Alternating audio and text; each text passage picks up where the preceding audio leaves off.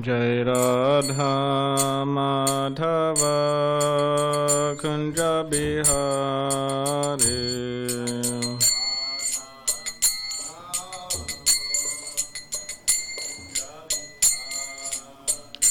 Jai Radha Madhava Kunja Bihari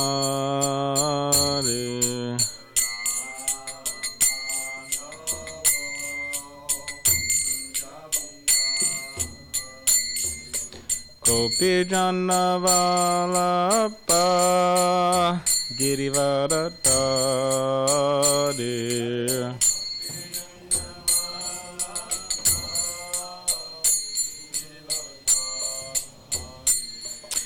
Gopi Jana Vallabha Girivaradari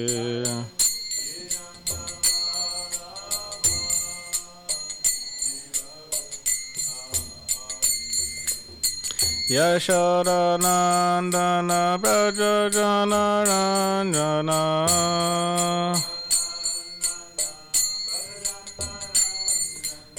Yashodanandana Braja Jana Ranjana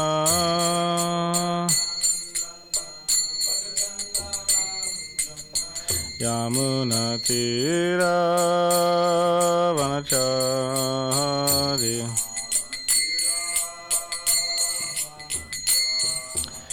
Yamuna Tira Vanachari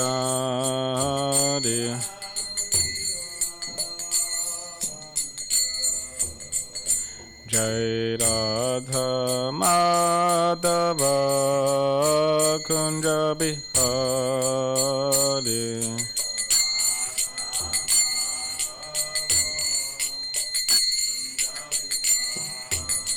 Jaya Radha Madhava Kunja Bihari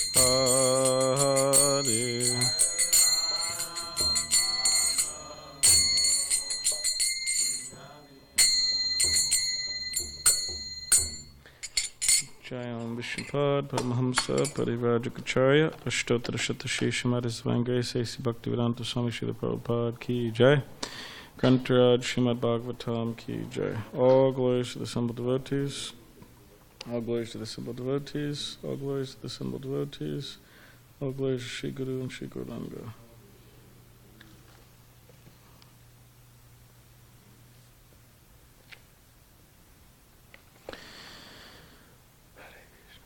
Om Namah Bhagavate Vasudevaya. Om Namah Bhagavate Vasudevaya.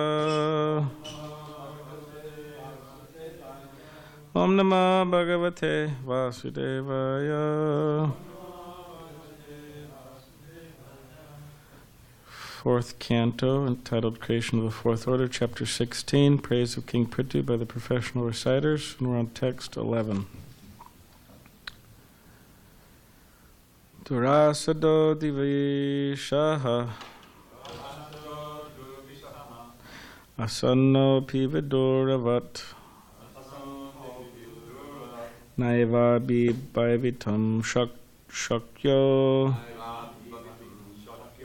inaranyatito nalaha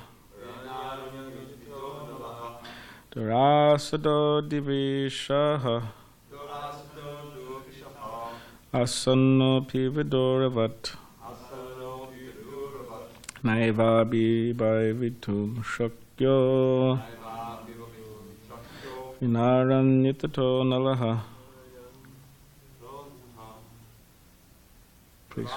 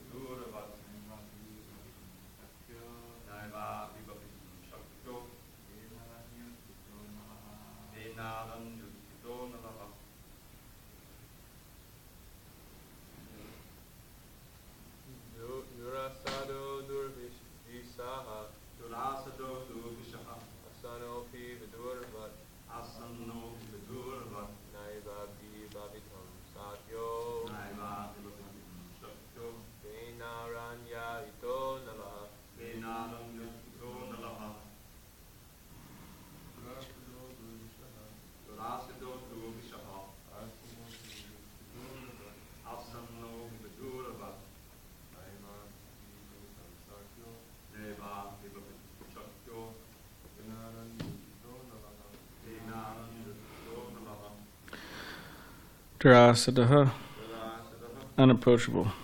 Durvishaha, unbearable. Asannaha, being approached. Api, although. Viduravat, as if far away.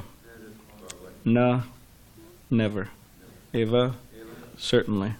Abhibhavatum, to be overcome. Shakyaha, able.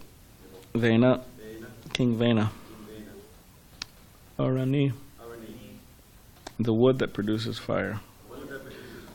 Utitaha, being born of. Anala, fire. Translation. King Prithu was born of the dead body of King Vena as fire is produced from Arni wood. Thus King Prithu will always remain just like fire, and his enemies will not be able to approach him. Indeed, he will be unbearable to his enemies, for although staying very near him, they will never be able to approach him, but will have to remain as if far away. No one will be able to overcome the strength of King Prithu. Purport.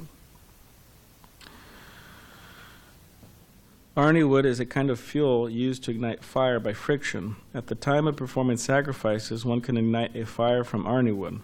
Although born of his dead father, King Prithu would still remain just like fire.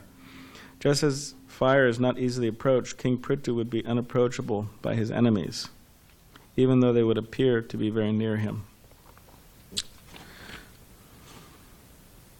So, I'm going to read several verses. King Prithu will be able to see all the internal and external activities of every one of his citizens. Still, no one will be able to know that his system of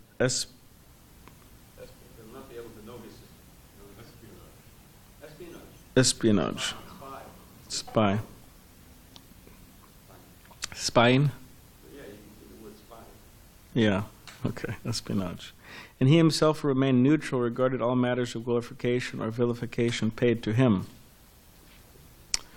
He will be exactly like air, the fire force, the life force within the body, which is exhibited internally and externally, but is always neutral to all affairs.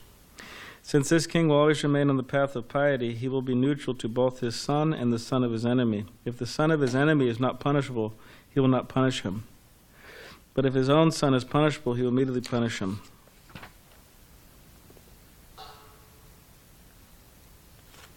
Purport. These are the characteristics of an impartial ruler. It is the duty of a ruler to punish the criminal and give protection to the innocent. King Prithu was so neutral that if his own son were punishable, he would not hesitate to punish him. On the other hand, if the son of his enemy were innocent, he would not engage in some intrigue in order to punish him. Just as the sun expands his shining rays up to the Arctic region without impedance, the influence of King Prithu,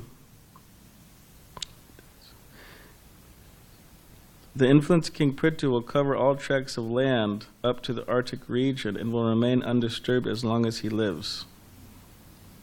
Purport. Although the Arctic region is not visible to ordinary persons, the sun shines there without impediment. Just as no one can check the sunshine from spreading all over the universe, no one could check the influence and reign of King Prithu, which would remain undisturbed as long as he lived.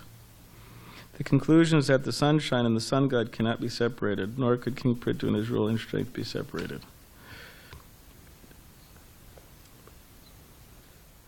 His rule over everyone could continue without disturbance. Thus, the king could not be separated from his ruling power. This king will please everyone by his practical activities, and all of his citizens will remain very satisfied. Because of this, the citizens will take great satisfaction in accepting him as their ruling king. The king will be firmly determined and always situated in truth. He'll be a lover of the Brahminical culture and will surrender all service to old men. So without looking at the purport, who could say, what's the definition of, there's two definitions of old men. Two definitions of what is an old man, of an old man. Someone about to die. Prabhupada says that somewhere else, that's true. But not here. And of course an old man, old man. old man. We own the old man. But there's another definition. Someone who's wise, yeah, it says purport. It says in the purport. So I guess there's three, but Prabhupada only mentions two here. One is an old man, one is one who's wise, and one who is about to die. So Prabhupada would sometimes say, oh, you think I'm an old man, but actually you may be older than me. Although, externally you're younger, you're 20 years old, but you may die before me, so that way you're an old man. Purport. And give I didn't finish the trans. And give shelter to all surrendered souls, giving respect to all. He will always be merciful to the poor and innocent. Purport. The word vriddha sevakaha is very significant. Vriddha means old men. There are two kinds of old men. One is old by age, another is old by knowledge. Now, of course, when one becomes an old man, they want to be old with knowledge as well. That's important. The Sanskrit word indicates that one can be older by the advancement of knowledge. King Prithu was very respectful to the Brahmins, and he protected them.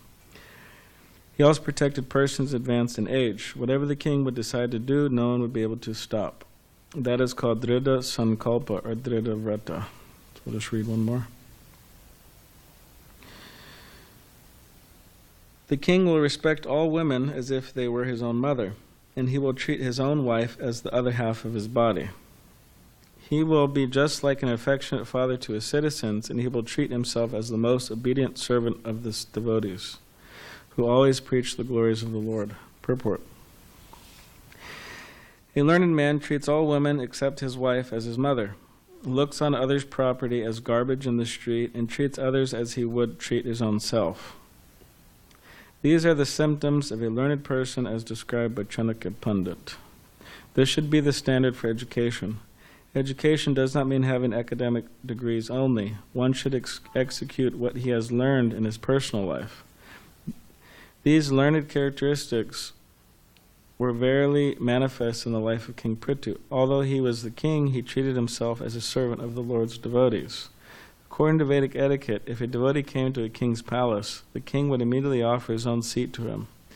The word Brahmavadinam is very significant. Brahmavadi refers to the devotees of the Lord. Brahman, Paramatma, and Bhagavan are different terms for the Supreme Brahman, and the Supreme Brahman is Lord Krishna. This is accepted in Bhagavad Gita, chapter 10, text 12 by Arjuna. Param Brahma, Param Dhamma. Thus the word Brahmavadinam refers to the devotees of the Lord. The state should always serve the devotees of the Lord, and the ideal state should conduct itself according to the instructions of the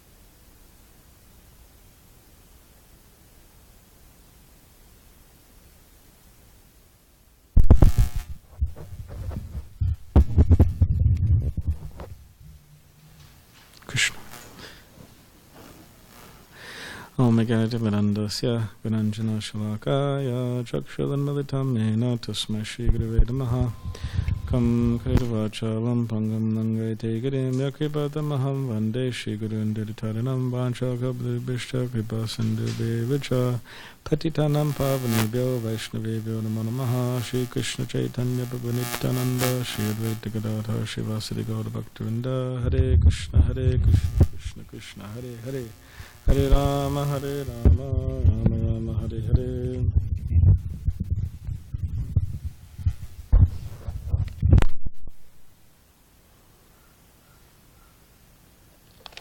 Hare Krishna.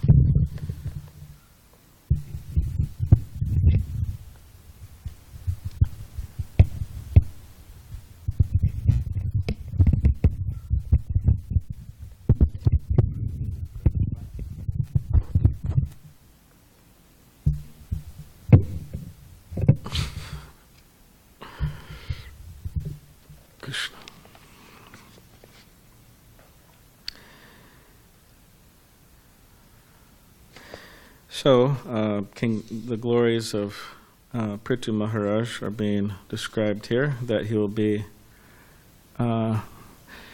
supremely righteous ruler. He won't be a cheater, he won't be a fraud. He'll be neutral, and he'll rule in such a way where everyone will be satisfied and happy. And the last verse that we read just now, the last two verses talking about he'll be a lover of Brahminical culture, so he'll support and protect the Brahmins and the elderly. And it says he'll give respect to all, and he'll always be merciful to the poor and innocent. So, what a wonderful ruler, right? We don't have such rulers nowadays, but you could imagine how wonderful it would be. And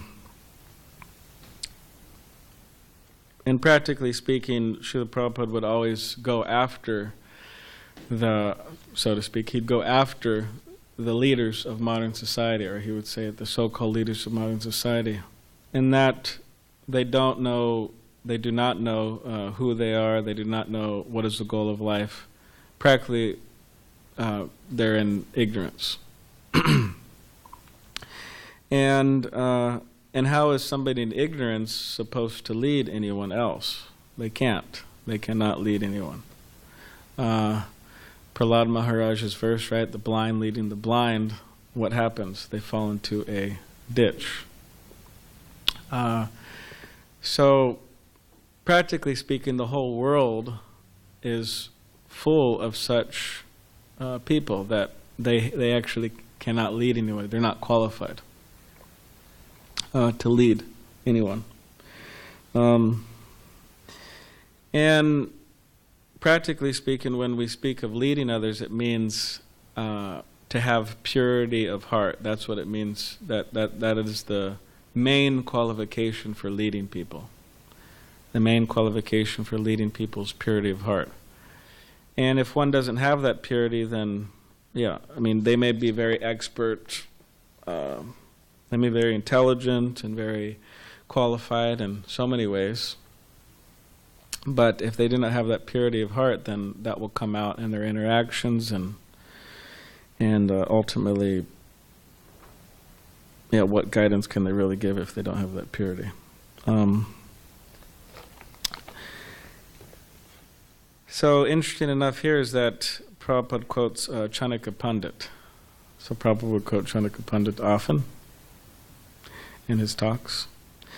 And here he quotes Chanakya Pandit, and in relation to Chanakya Pandit's verse, or what do you call them? Maxim, shlok, words of wisdom, that who is an educated person? So it doesn't just say that, one who Prabhupada says, not by academic degrees alone is one an educated person. But what is the standard? It says the standard is that a learned man treats all women except his wife as his mother. So from this standard, who is an educated man in this world? Well, there's other things too. Looks on others' property as garbage in the street. Treats others as he would treat his own self. In other words, treats others very nicely, kindly. So from this standard, who is an educated person? Who is an educated man? Not many people. Because somebody who hasn't been trained in such ways, more than likely, they're trained in another way. They don't see all women except their wife, as mothers. And they don't look at other property as garbage in the street. They want to covet. They covet other people's property. Oh, this person has such a nice house or car or wife or this or that. They covet. They want it. And they may not deal very kindly with others. So in this way, they're not actually educated. So in other words, somebody who is a materialist, or somebody who is a sense, you could say gratifier, materialist, is not an educated person by this standard. So the idea is that we should know the standard, and we should want to live by the standard, and we should be educated, and we should want to become educated according to this standard. And in times of yore, in the brahmacharya ashram, the brahmacharis were trained in this way, that they see all women as mother. And they're also trained in detachment, so they wouldn't be coveting people's property. And they would also be trained in humility and kindness, how to deal with others properly. But where is such a system of education nowadays? There is no such system. I mean, of course, devotees are trying, and we have our gurukuls, and we have our brahmacharya ashrams, and we have our temples, and so on. But it is quite a challenge. And what goes on nowadays, as education, or what's said to be education nowadays, in many ways, or at least in some cases, Bhaktivinoda Thakur, he would just says it makes one more like a donkey, or like a whatever ass or jackass, like a donkey. So they collect all this information, and it's just a heavy burden on their back, like a donkey. In other words, they become more and more materialistic or animalistic. So what's the value of such education? So we have to demonstrate practically. It's not just we read Bhagavad Gita, we read srimadbhagavatam, and we just act like everybody else.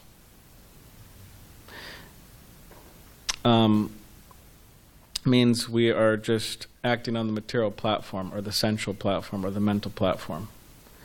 The proof that we heard Srimad Bhagavatam, or that we heard Bhagavad Gita, or that we've actually become educated, is that our behavior will change.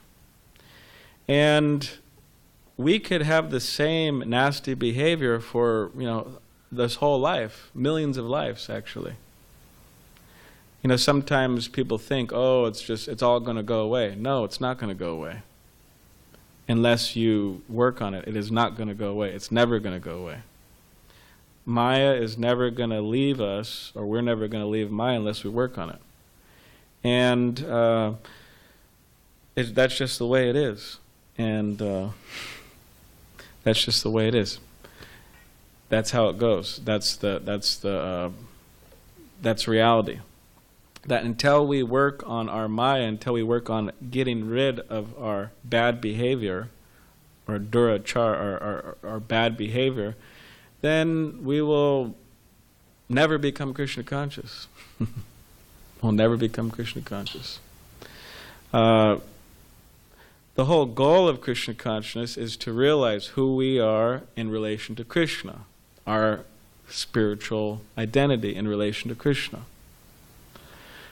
And that means our eternal relationship with Krishna. But until we remove all these things from our heart, we cannot even get close to that. This anartha nivritti, right? We have to remove all these things from our heart by the powerful process of Krishna consciousness, which means applying ourselves. It doesn't happen automatically. And then one will have a chance to start even thinking about such things. And a lot of the times devotees like to think, oh, I'll just pop up in the spiritual world, right? I'll practice my Krishna consciousness, I'll just pop up in the spiritual world. And by mercy, one may do that, more or less. Just kind of make it, right? But we shouldn't, by no means, fully depend on that. That is being lazy. That's lack of effort. But we should try our best to purify our heart so we could get closer and closer and closer to Krishna, and realizing who we are in relation to Krishna.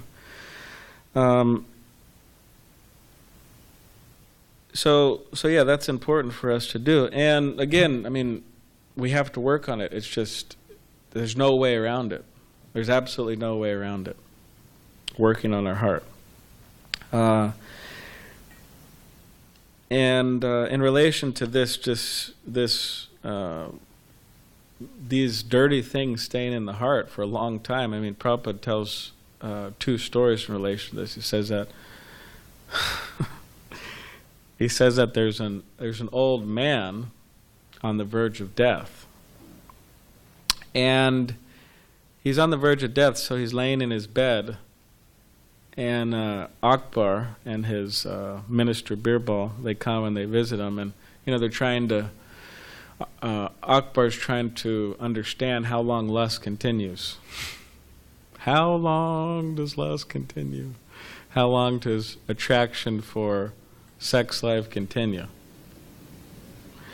And Birbal said, up until the time of death, it continues for a materialist.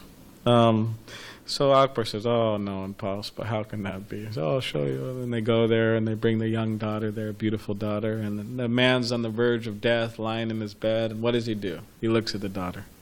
He's looking at the daughter, admiring the beauty of the daughter, her beautiful face and whatever. And someone will say, oh, well, what's wrong with that? Hey, this is natural. What's wrong? Old man? Yeah, so what? He's an old man. What's wrong with that? Well, there's many things wrong with that. That's going to keep you nicely situated here in this material world, cycling in the cycle of birth and death. That's exactly what it does. Why? Because these desires are completely antithetical to pure devotional service. They are material desires. They are desires that are completely against Krishna consciousness. They have nothing to do with Krishna consciousness. They're garbage. So, until one removes those, Prabhupada said in many places, you can't go to the spiritual world. We have to remove those. All those desires. They used to become zero. Material desires have to become zero. That's what he said. Of course, devotees like to quote, right? Oh, well, Prabhupada said, 90%, 80%, 70%, because all the devotees were all depressed in the audience, right? 0%, 70%. Okay, I have the key to the back door. Okay, that's good information. Prabhupada has a key to the back door. Great. But still, again, the tendency in Kali Yuga is to be lazy. That is the tendency. Manda sumandayo, manda bhagavatsaptaha, unfortunate, misguided, unlucky, above, lazy, disturbed, like that. So that is the tendency. The tendency is to become lazy. So if we want to capture Krishna's heart, we have to cast off this laziness in our devotional service, and then there's a chance of capturing Krishna's heart. It's not so easy to capture Krishna's heart. Not that anybody could do it. Pure devotees do it. So we have to become pure devotees. So Prabhupada gives that story until the very end. And then he gives another story. There's a man, he has leprosy. He's, just suffering and old and leprosy and just still dirty things within his heart. And he has a very faithful wife. Prabhupada tells a story like this, that he's so sick, he can't even carry himself. He can't walk, he can't.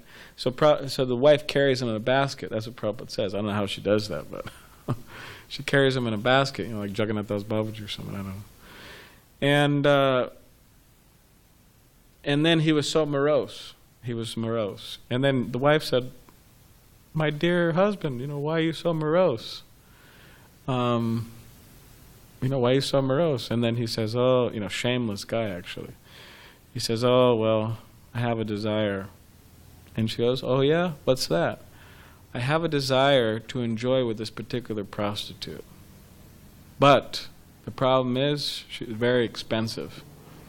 It's like 100,000 diamonds, Prabhupada said. That's how he told the story. Big or small diamonds, anyways.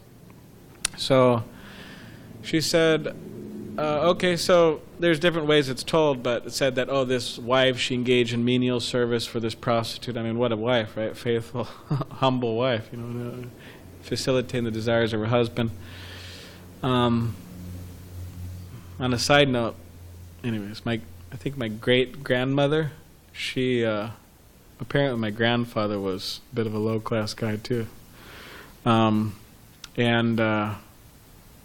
anyways, but a similar thing like that, like, I heard that, the guy would, like bring a woman home and have her sleep over there over the night, and then in the morning, my grandmother, humble, faithful. I mean, I didn't even know how she did this. She was like a super, anyway, she was a great lady. She was very religious and all that. But she would cook them breakfast, Anyways, whatever. Hare Krishna. But she was such a nice lady. She lived till she was like 100 years old. She was a vegetarian. She'd get up at 4 a.m. and, read the Bible for many hours. She was a really nice lady. Eventually, that guy left, and then, she had to remarry, but yeah. It's kind of in relation to this story, but yeah, Prabhupada goes on to tell the story that she was serving this prostitute, and then the prostitute said, "Okay, you could bring your husband now." And so then the husband came over, and they were having, the prostitute was serving him dinner or whatever. And then there was 2 pots. Prabhupada said there was an iron pot, and then there was a gold or silver pot. So then, he's eating, and Prabhupada says soup. And the prostitute says, "So, do these 2 soups taste different to you?" And then the man says, "No, they taste the same." And then she said, "Okay, we'll go home." So from that, Prabhupada says that, chewing the chewed in this material world, it's all the same. Sense gratification, eating, sleeping, mating, defending, the same. Whether you're in China or India or America, eating, sleeping, mating, it's all the same. And he even says lower species of life. It's all the same. So, but from this story, we could see that, yes, it goes up into the very end of life. The guy had leprosy and he was an old man. I mean, that's just like he has nothing better to do with his time than have such silly desires, such ridiculous desires. And aside from that, yes, it's always the same, chewing the chewed, chewing the chewed, chewing the chewed. Devamrita Swami said, one time he was here, he said,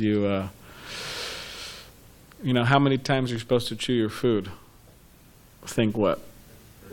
40 times, we'll say, right? I'm not exactly sure what this saying means.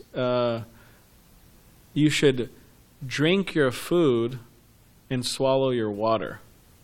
Has anybody heard that? Nitya Gaur told me that.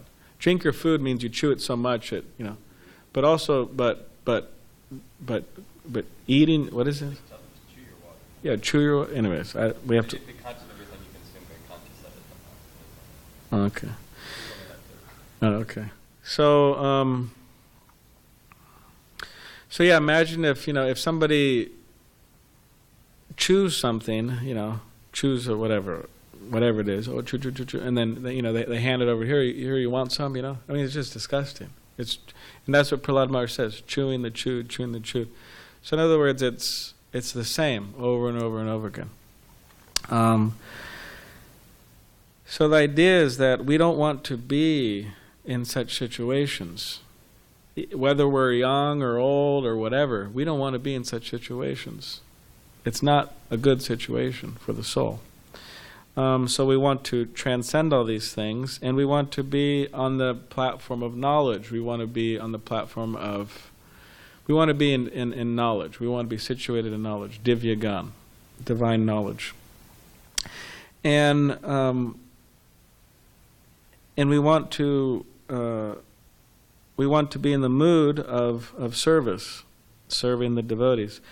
And this is what it means to be full of prema. Prema means, Krishna prema means the desires of the senses, or the desire for sense gratification becomes nil or zero, and the desires to gratify Krishna's senses are unlimitedly going on. They're limitedly strong.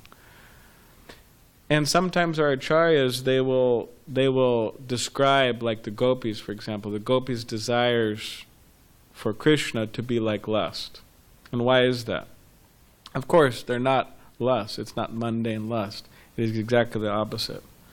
But it gives us a sense of the burning desire the gopis have. Like in the material world, people have the burning desire to gratify their senses. So the gopis have this burning desire to serve Krishna, to dance with Krishna, and so on, for Krishna's happiness. So the system is, or the whole process is, that we should develop these burning desires to serve Krishna, to serve the devotees, to serve our spiritual master, to serve the mission of Chaitanya Mahaprabhu. And this is, you could say, proof that we're making advancement, that our desires to serve are becoming stronger, stronger, stronger, stronger, stronger. And the desires for selfish desires, they are diminishing. That is the proof. So yes, it is a challenge, it is a process, but this is the goal of life, to attain this. And again, the real, you could say, Krishna consciousness happens after we're able to purify our hearts to a large degree.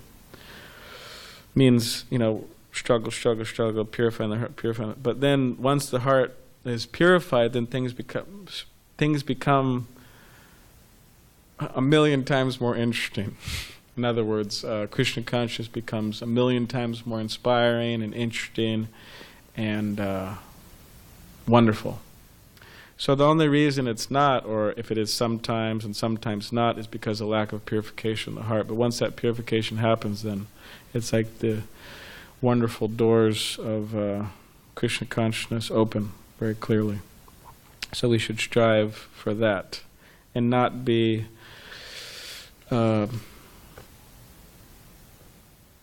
satisfied with anything else, really. So that's called, we have to have this greed, Means we have to have determination that whatever I have to do in this life to become fully Krishna conscious, then I'm going to do it.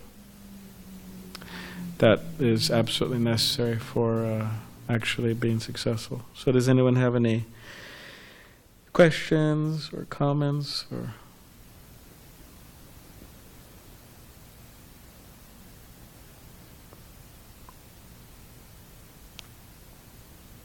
What are you going to do with all those apricots? That was a good idea you had, to cut them and freeze them. That's a good idea. Make use of this uber karma like a freezer, right?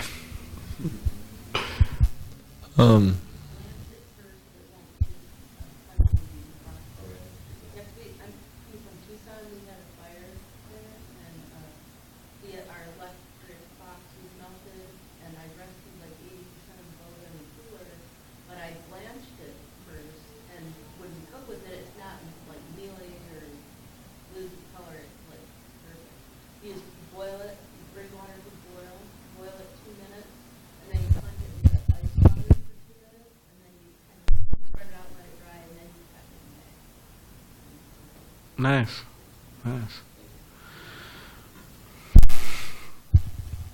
Yes, David Rata. Sometimes in the process of purifying our heart, it's like we go. Like it's working. Yeah, it doesn't quite seem like it's working. Sometimes it feels like the more we're engaging in the process that's supposed to be purifying our heart, we're becoming more aware of how dirty our heart actually is, and sometimes it can be disempowering and kind of put you in like a semi-depression. It's just like, man, when am I going to just get it together already? And you're trying, you're working really hard, but then you just are faced time and time again with how deep your conditioning actually is. So how do we reconcile these feelings and these mixed emotions? Because it's a roller coaster. Try. Well, first, what is it? Oh yeah. First, in purifying our heart, there's different examples given. It's like, if you haven't cleaned a room, it's been like really dark, and it's been like the attic or something. It's been neglected, and no one's been up there for years, and You go up there and, you turn on the light and it's dusty and there's spiders and all types of stuff. So in other words, saying that we haven't really tried to purify our hearts for a very long time. So you can imagine if, and we're not just talking about one life, we're talking about many lives, we haven't purified our hearts. Or you could say maybe we've tried over the, in the last, but the contamination can become quite strong. The dirt can become quite strong. So yeah, it's no surprise. And the thing is, we've made the decision a long time ago. We made the decision a long time ago that not Krishna, but Maya. Krishna, no thank you. Maya, here I am. So we've accumulated a lot of dirt, you could say, within our hearts. So yes, it can be a little overwhelming at times and depressing and this and that. But it's good to look at it in a way which is beneficial for us. And what is that way? That way is that you could say it's quite humiliating, to recognize the things that are within our heart, that may be within our heart. It could be quite humiliating. So first humiliation and then humility. Humility is good. Without humiliation, a lot of the times people have a difficulty being humble. So humiliation and then humility. And then one can take shelter of the holy name. So when devotees say we should cry for Krishna, means that when we need help, we should cry for Krishna. We should go to Krishna and we should, cry and submit ourselves before Krishna, surrender to Krishna and ask for help and the spiritual master. So yeah, there's different ways of looking at it. I'll just say two more things about this. That Bhaktivinoda Thakur, he had this really wonderful quote, and it says in essence that he says that I will go to a Vaishnav and I will tell them of my sorry condition and all of my issues and problems, and I'll ask that Vaishnav, please help me. And that Vaishnav, seeing me in that situation, and because they have a soft heart, they will pray to Krishna for me. And because they are advanced devotees, because they're pure Vaishnavas, because they're advanced devotees, and they're hearing that, and Krishna's hearing that prayer, surely Krishna will be merciful and help me. So doing that is important to one's Shiksha gurus or one's Diksha gurus or one's devotees they have faith in who could help them in that way. That's important. I sent that to my spiritual master. He has this email group, and somehow or other he sent something out, and I sent that quote back to him. Most of the times I don't send anything back. It's just a big email group. But he liked that quote a lot, and he sent it out to everybody. So it's important. And then the other thing is that when Krishna was in when he was dancing with the gopis in the forest in the dead of the night, it says that the gopis became a little proud, and then Krishna disappeared. And then, of course, as we hear that Srimati Radharani was on Krishna's shoulders, and then somehow she grabbed a tree or something, and then Krishna just left her too. So he left the gopis and then Radharani. So, and our acharyas, specifically Vishwanath Chakravarti Thakur, and it's quoted in Borjan Japa book. He says that. I'll show you the exact quote later, but in essence, he says that that Krishna, sometimes devotees feel that Krishna's kind of like left them, forsaken them, you could say, or just kind of left. And in other words, Krishna's not helping, and I'm struggling here, and I don't really feel the mercy, the reciprocation of Krishna. just as Krishna left the gopis. Where's Krishna? Where's Krishna?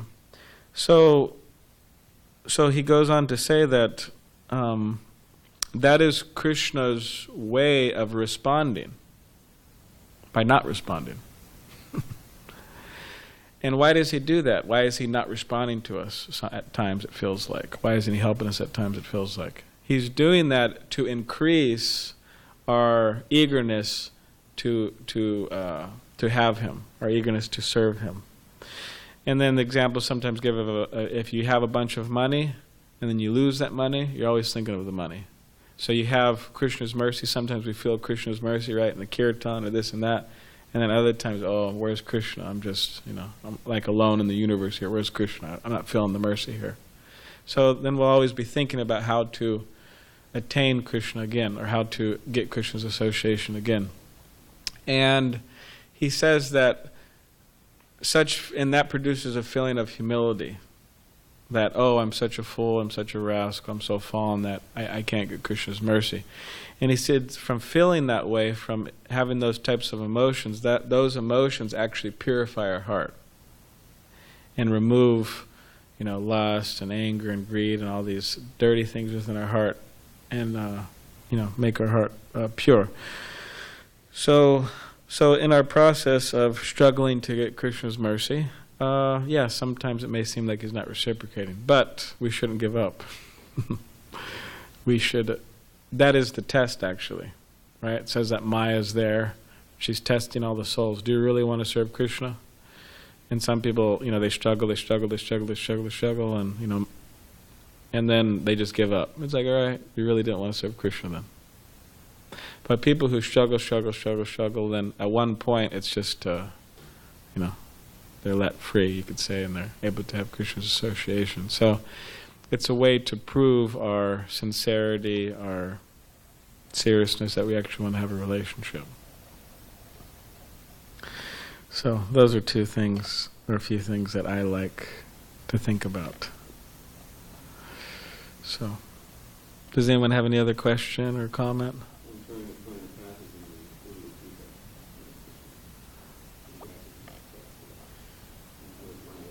Yeah, I think it's that shloka where it says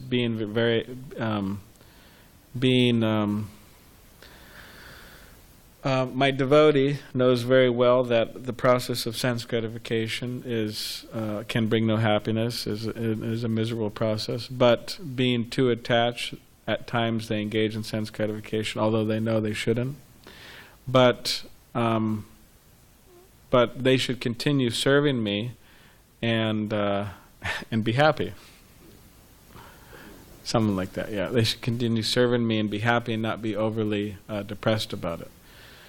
So that's the thing, that we can't become overly depressed about it. What's the use of that? I mean, depression is also, when's the last time a depressed person's done anything good? Maybe they've done something good to help themselves, but in the world history, when has a depressed person ever really contributed to society, like in a super powerful way? I guess you could say, I don't know, maybe some of these rock stars or this and that. A lot of the times they. But depression tends to really sink one in the lower modes of ignorance and passion, and it tends to, what is it called, paralyze one. Seems to paralyze one. So, yeah, we have to keep our eye on the goal, which means we're not looking back too much. So the eye on the goal, because if we're looking back too much, it's, we're losing focus of the goal. So what's done is done. Prabhupada said, what's done is done, now you have to move on. So, did you find the shloka, Jivita Prabhu? Adao Shraddha, I think Tatal Shraddha or something like that. I think I know where it is. It's in the Brahmachari handbook.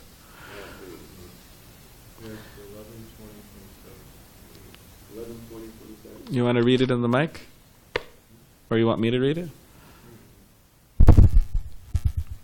Srimadbhagavatam 11, 20, 27, and 28. Having awakened faith in the narrations of my glories, being disgusted with all material activities, knowing that all sense gratification leads to misery, but still being unable to renounce all sense enjoyment, my devotee should remain happy and worship me with great faith and conviction. Even though he is sometimes engaged in sense enjoyment, my devotee knows that all sense gratification leads to a miserable result, and he sincerely repents such activities.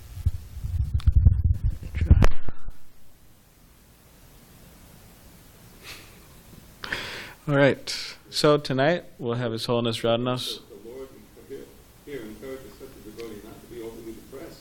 Here, you want to give him the mic? Yeah, the purport is actually nice here. The word anishvara indicates that because of one's past sinful activities and bad habits, one may not immediately be able to completely extinguish the enjoying spirit. The Lord here encourages such a devotee not to be overly depressed or morose, but to remain enthusiastic and to go on with his loving service.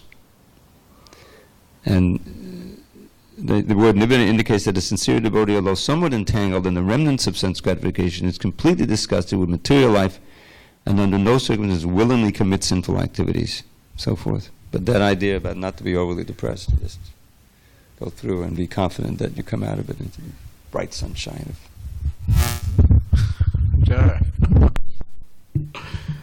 All right. Yeah, that Tate Nukampam Sushamikshamana, Lord Brahma is saying that, he's praying that, what is it? Yeah, you're always seeking the mercy of the Lord, you're always praying, offering your obeisances, serving Krishna, and understanding that anything that bad's happening is due to my own past activities. And but that doesn't mean that I give up the service. I continue the service, and for someone who continues the service, always praying to Krishna and bowing down before Krishna, they have their ticket back to the spiritual world. They inherit the kingdom of God, it says. So yeah, that's important. And part of sinful reactions is actually material desires. One engages in sinful activities, one engages in bad activities, and a reaction of that is actually material desires. So sometimes devotees, they're suffering or struggling with material desires because devotees are good. They're good-natured, they're good-hearted, and they don't really like material desires, and they're trying to give them up. But part of their reactions is actually having the material desires. That means they have to suffer through and struggle through. So, but if they still having those desires, they still engage in Krishna's service, then Krishna's very happy, he's very pleased. Rather than, oh well, I'm just too fallen. And I mean, if everybody thought like that, there'd be no Hare Krishna movement. I mean, I wouldn't be giving class right now. Santosh wouldn't cook tonight for the big program because he's too fallen. We wouldn't worship Radha. We just close everything. Hey, we're just too fallen, and just that's it. So we can't think like that. Okay, yeah, we may be fallen, but hey, our Lord Chaitanya's fallen, devotees, great, So, should be positive. All right, Grantaraj Srimad Bhagavatam Ki Jai.